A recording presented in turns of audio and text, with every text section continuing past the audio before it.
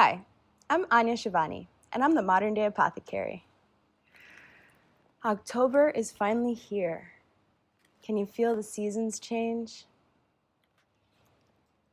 From a little breeze to the sun setting earlier. Smell of pumpkin spice lattes?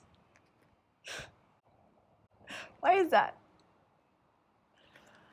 Well, Ayurveda likes to describe it as ritucharya, which is similar to what we discuss in my coaching practice a lot, dinacharya, the daily self-care rituals.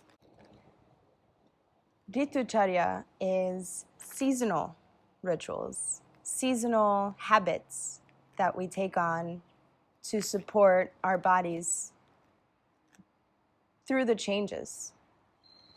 So an example of ritucharya is wanting to eat cooler foods in the summertime, craving watermelon.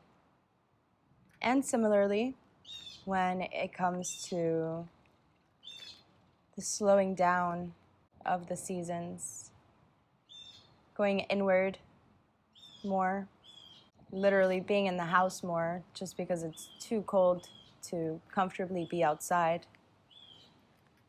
We start to crave these warming foods, warming spices, like cinnamon, cloves, nutmeg. Can you smell Christmas around the corner? Do you smell the pumpkin pie? Pumpkin is a very grounding food, and cinnamon and cloves and these things that they use in pumpkin spice or harvest spices are also very warming to the body. So they support us in this time period when there's a lot of wind. The winds of change are upon us. And with that wind, we experience a lot of the element air. Ayurvedic medicine talks about the Mahabhutas, the 5 elements. You might have heard of them: earth, water, air, fire, and ether. When we see leaves falling off the trees, rustling through my hair as I'm recording this video for you. And with that, corporations know exactly how to reel us back in by following our body's natural inclinations to follow these circadian rhythms, these flows that we go through once a year when we go into the next season. And with this season, with autumn winds, we get to honor the air element within us, as well as balance it out. And what do we do as yogis, as Ayurvedic practitioners? There's a lot more to shifting with the seasons than wearing the appropriate clothing, making sure to cover ourselves up with scarves, cover our heads, keep our bodies warmer. In South Florida, we don't feel it as much as this week. We've probably gone from being in 90-degree weather to 88-degree weather. And I still feel the significant difference in the air, the breeze. The nights are getting cooler. We can balance out the air element within us by keeping our throats from drying out like this. I didn't prepare ahead of time. Could have brought a cough drop, could have brought some tea. It's a really good idea to carry tea with honey with you during these cooler months. Keep your throat from drying out. Your throat and your heart are connected to ether and air elements. So during this time period, it's important to keep these 2 chakras balanced. How do we balance these chakras? By warming ourselves up, sitting by the hearth, being in the kitchen, making apple pie, drinking pumpkin spice lattes, making pumpkin soup. And it's also a time of giving. the heart is our channel between receiving and giving. So when we receive, it's beautiful, and we can be grateful and give to others in the way that we receive. And also sharing and giving of that love that we have received. Sharing of ourselves, sharing of our gifts. These things in themselves are very grounding, very warming. They warm up our hearts, as they say. So this season is here to remind us to be flexible like the trees. Bending, not breaking, under the pressure of the winds of change. Balancing it out, noticing the subtle shifts, allowing ourselves to flow with them. And there's more fire in our system, balance it out with some coolness. Since it's cooler now, we balance it out with warming things. Same thing with air. The air element lifts us up. But in order to not get carried away with the chaos, the tornadoes and hurricanes in our lives, we ground with root vegetables and other foods like pumpkins, plums, warming, grounding foods. Typically spices, anything that was grown in the ground or low to the ground. So any kind of pumpkin, squash, potatoes, beets, carrots, root vegetables are wonderful during this time of year to keep us grounded and keep the air element from going crazy. Also drinking warming beverages, making sure to keep your throat hydrated, drinking extra water as we're going into the winter season.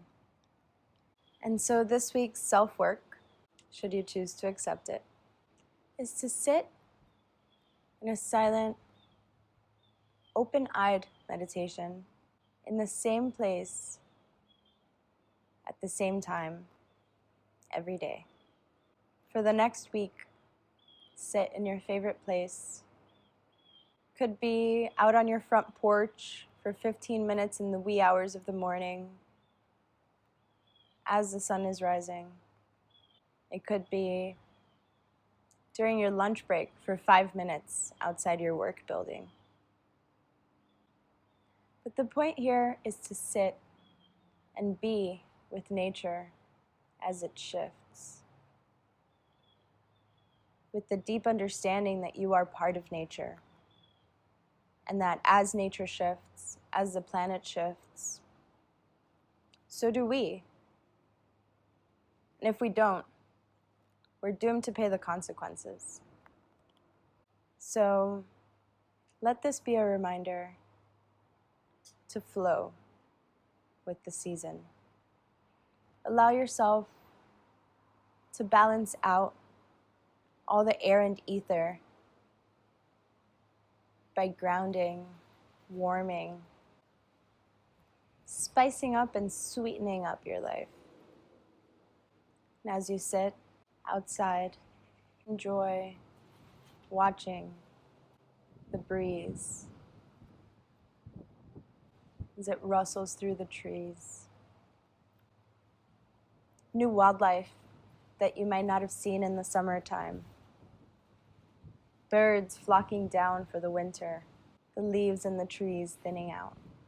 Even if you're in South Florida, I promise you, there are subtle shifts that you can notice. You just take the moment to. And I invite you to comment below. Please let me know about your experience. Let me know what changes you perceive. It's the harvest season, so take some time to harvest all the things that you have learned and reap them to bring them into your practice.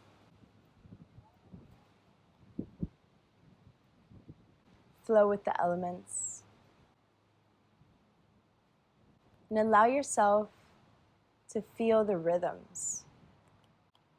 Feel the circadian rhythms, the 24-hour daily cycles that all human animals and plants go through. Feel the subtle changes of the full moon and the new moon every fortnight. Every 2 weeks, you have an opportunity to notice these subtle changes. It doesn't have to be with every season.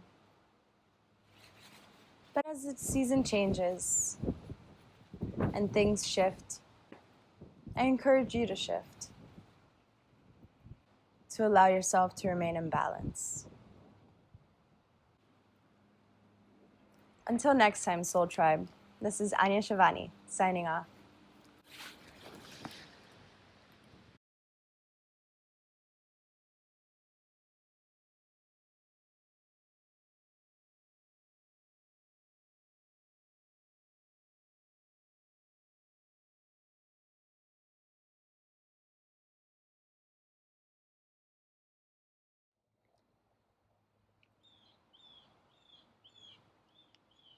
Hi, I'm Anya Shivani, and I'm the Modern Day Apothecary, here to bring you your second Saturday Satsang.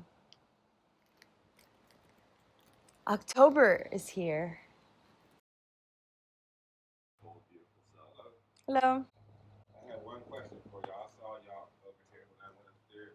Just one question. Is breath truly the anchor? Oh. Come sit and have a conversation with Prana. Anya. Prana, the breath, You is mind being energy. interviewed? Huh? You mind being interviewed? No. Okay, so come sit over. Not at all. How you doing?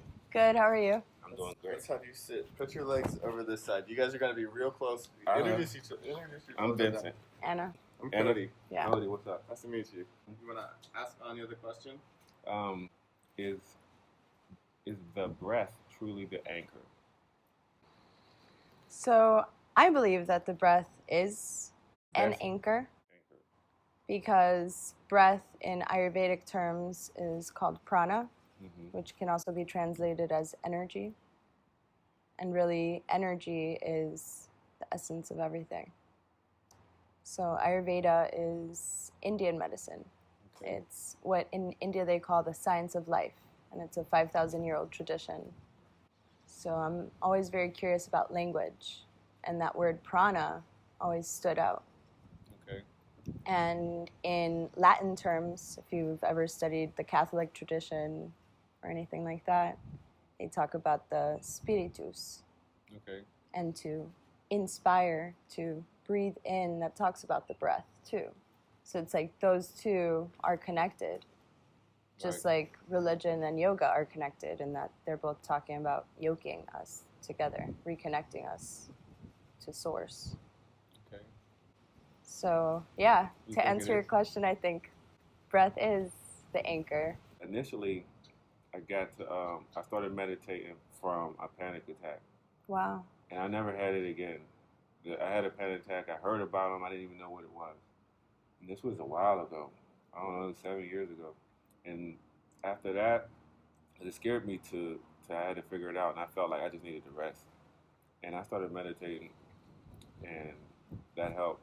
And then I experienced what you already know that goes on in there, all the healing that goes on in there. And it's a very nice space that everybody needs to go to, in my opinion. So that's when I started dabbing within it. I do it every day. For me, I tried different ones, and for some reason, I was always like running away from the breath. For me, it's like, oh, this works. Over the last 5 years, like this anchors me. Just trying to stay focused on different things so I wouldn't get lost, you know, and wrapped up in whatever was going on, Right. and so I could calm down or whatever and just have a good day. But what I realized is that when I'm breathing right, it's a better experience. But I really just, it was harder for me to focus on the breath. You know, and I really don't like the word focus either on the breath. I like to go with enjoy. That's what helps me a lot. To attend to it, give it attention. Just see that it's there, notice it. Not really. That for me doesn't really work that well. I really can't wrap my head around that well to focus on it, to give it attention. But I can enjoy it. And because when I focus on it, then I try to like control it. I like the pace of the breath, But when I enjoy it, I just let it happen. Just like enjoy your breath, just like enjoy your food or whatever, and everything else follows after that to be with it, to focus. But initially, to get there is to enjoy it. To enjoy. Just enjoy my breath, because focus is like too much attention to it, and that's not what I want to do. Everybody talks about the breath. And I asked myself, like, why am I avoiding this? I found different ways to get into the present, but they weren't consistent. Breath is so important. Ever heard of pranayama? I have. I don't know much about it. So pranayama is translated to breath control. And so it's funny that you mentioned not wanting to control the breath. And that could also be an ego trick for you. Breath control is so important. You mentioned breathing when you're angry. So yogic philosophy says that we get only a certain amount of breaths. We get a certain amount of prana in this lifetime, right? And that's life. That's what life is, having this amount of energy. So a lot of people, especially in the United States, sitting at these desks 9 to 5, don't really move much. We're like sitting so tense. Our entire bodies are tense. We're not really allowing ourselves to breathe because we're like getting short-tempered, breathing slowly, thinking our boss is looking over our backs. We're not really allowing the oxygen to flow through our body. And that prana is really what gives us life. When we enjoy the breath, we allow this oxygen to just flow through. We allow all of our cells to breathe. Correct. And we allow life to get to all of these cells, and we allow life to flow through our nadis, or, different streams that our blood and energy flows through. Right. So you can actually do pranayama when you're stressed out, when you're angry, to bring yourself back to that, to bring yourself back to your anchor, which is that essence. And pranayama is to control it. It's to control it. So there's different breathing techniques that you can do. There's cooling breaths, there's warming breaths. The only control that I've been doing thus far is I'm slowing it down. I'm waiting for myself to breathe. Like, it's going to happen natural. So I don't force it to come earlier. I just till it does it. I have to breathe now. Instead of breathing so frequently, now I just wait. It's almost like starving myself for the next breath, but not really starving myself. I just wait for it to come. What kind of effects are you seeing in your life and in your practice? Becoming more calmer, being more at peace, being comfortable. I used to have all types of different anxieties and social anxieties and stuff like that. I couldn't do what I've done today, coming over here to talk to y'all years ago. I would freak out. But through the practice of meditating and all that type of stuff, I've overcome that a while ago. But now, and when I work on that, it seems like I don't even have to meditate as much as I used to. I used to need to take my meditation breaks. Like, I need to. Now I don't need to. Because the breath becomes the meditation. Exactly. Throughout the day, when I do that, I can manage life better. And I do meditate, though, on my daily on lunch breaks. That's the time that seems to work for me best with my schedule. So that's what I do now. Beautiful. Yeah, and it's working. And how's it going for you? Lovely. I've been doing meditation for the past 10 years. And then I went to India about 7 years ago in 2012 to do the yoga teacher training. So there are times, like when I was next to the Ganges River, for example. I was up, nestled by the Himalayas, just next to the Ganges River. And so many yogis had meditated next to the river for so many decades and thousands of years that it was so easy to get into that flow of meditation, like almost immediate. Every time I sat by the river, there was that energy, that prana there that just like pulls you right into the flow, and you're there. You're connected to source, you are source. You just feel, right? You just are, you're just enjoying. And there are other times when it's more difficult. Like when you're surrounded by people, when you're surrounded by people working and machines moving and birds chirping, sometimes it's easy to get caught up in that and think, oh man, if only this thing would stop so I can meditate now. Right. And then I choose That's to the make practice. that part of the meditation. Yeah. Right. That's exactly the practice. That is the practice. I don't know what it is really, but it feels good to not have those feelings I used to have. Nice.